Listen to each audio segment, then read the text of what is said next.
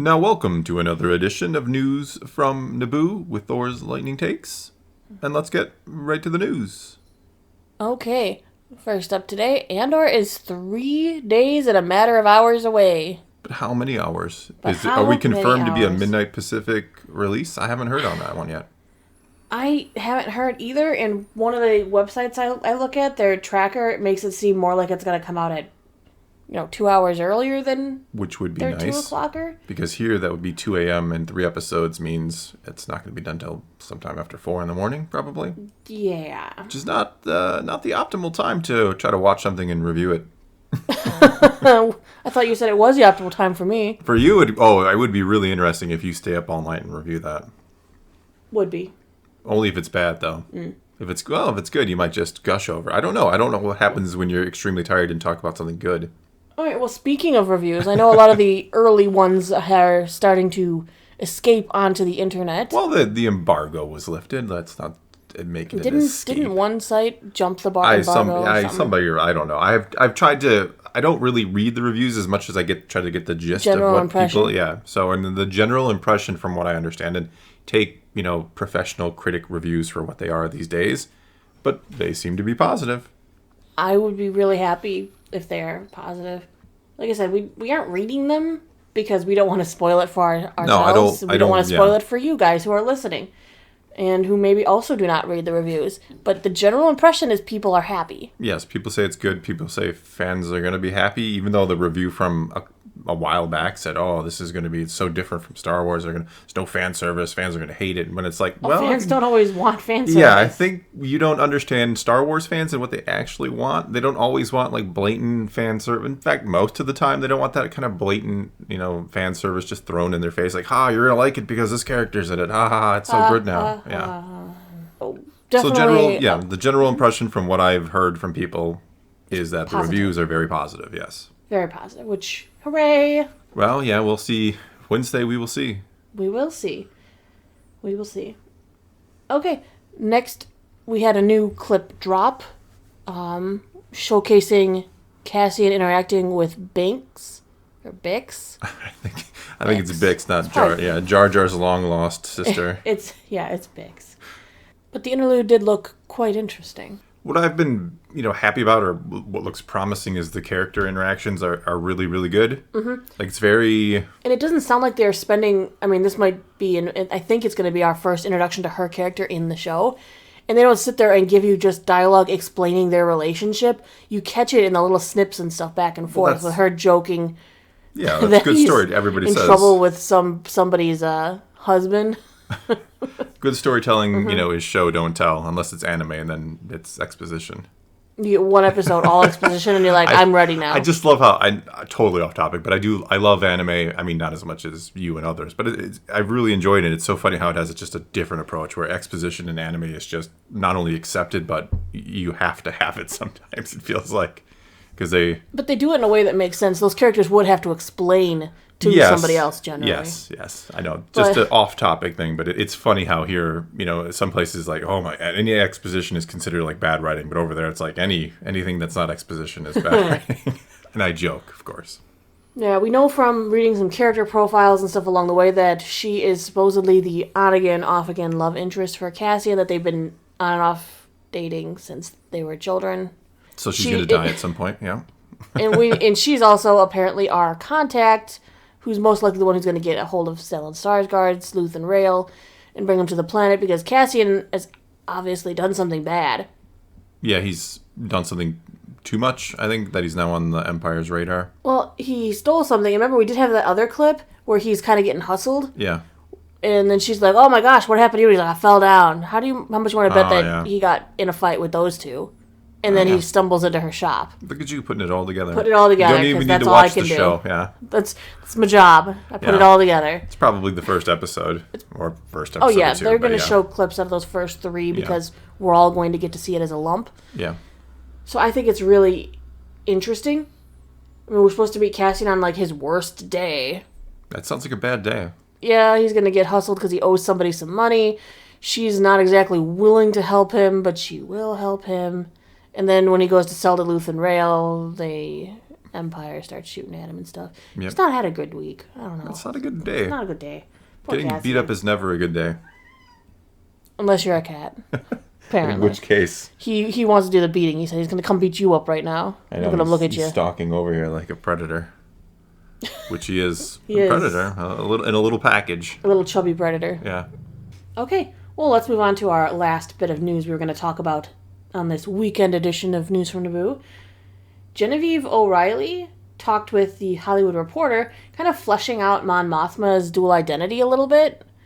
She talks about how Mon Mothma behaves in private and interacts with Stellan Skarsgård in, like, episode 4, which, obviously, I didn't know that until I read that. We're not even going to be seeing episode 4. No, it's like, well, this is how it is in episode 4. Wait a second, we haven't seen it, so... Yeah. Spoiler.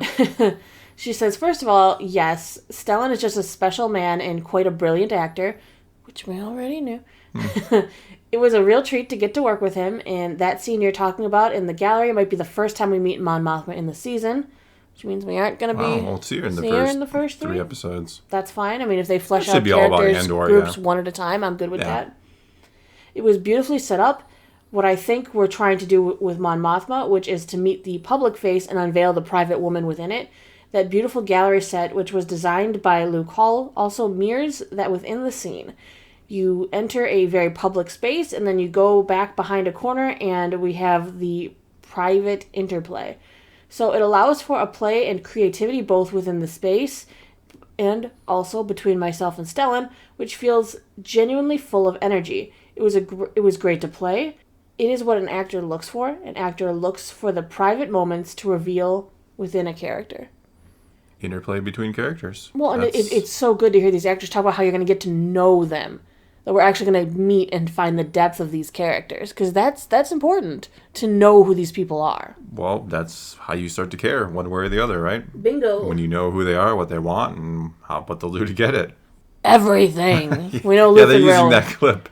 I laughed so You pointed it hard. out that he's responded to like everybody that way now. There was a clip where Saw Gerrera goes, "What are you willing to give?" Or what is it willing to cost you? And he's like, "Everything." Yeah, they've mixed and matched a that newer one clip to that every had Mon character. Mothma like, "What are you willing to give?" And everything. Yeah. I'm like, How much would you pay for this hot dog? everything. Yeah.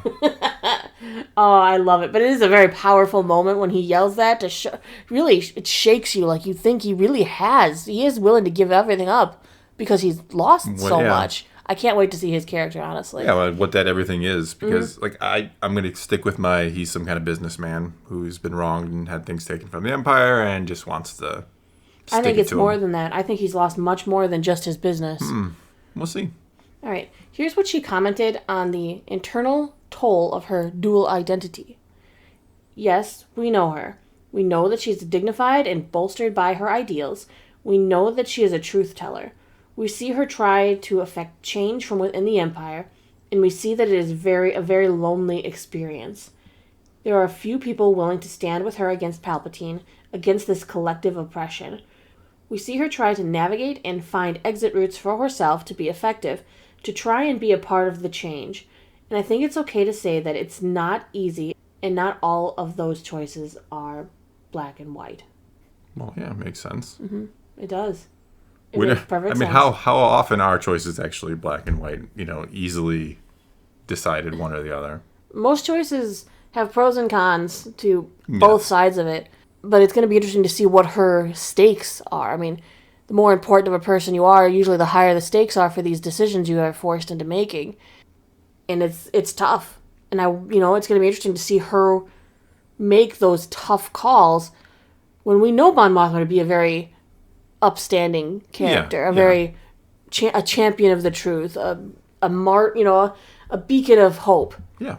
And if she's going to have to make these tough choices, what is it going to cost her? Everything. Everything.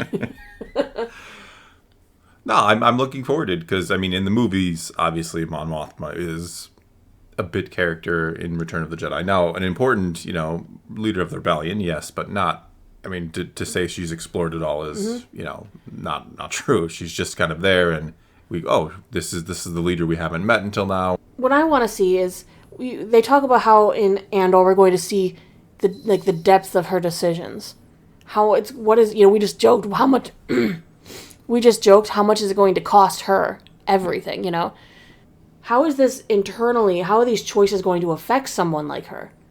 Like, I agonize over decisions, everyone does, but when your decisions have such rough consequences, like people could die depending on your decisions. Yeah. And we might actually see this play across, see her emotions when somebody who is following an order that she has to set, when they fail or when it affects them in a horrible way. Yeah, you're sending people to die, yeah. So will this possibly add more depth and levity to when we see her years and years from now in Return of the Jedi, when she's talking about how many Bothans died? I mean, how will we get to see how this affects her? Yes.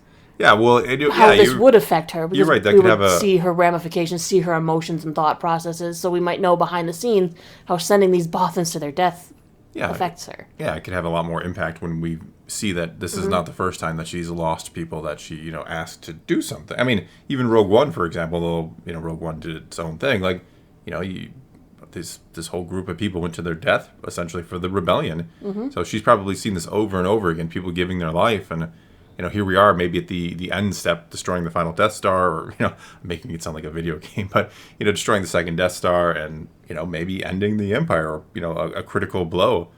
And so it might give a little more depth to that classic line. It might it's kind of a meme line at this point, but by the end of the series, we could see like, wow, she's that it affects her, all the people she's lost along the way, as any good leader should be affected by the people they've lost. All right, well, that's all we got for you this time. So take to the comments below and tell us what you think. Are you excited for Andor just a few days away? I know we are, so hopefully you are too. And hopefully it'll be worth getting excited for. Either way, take to the comments below.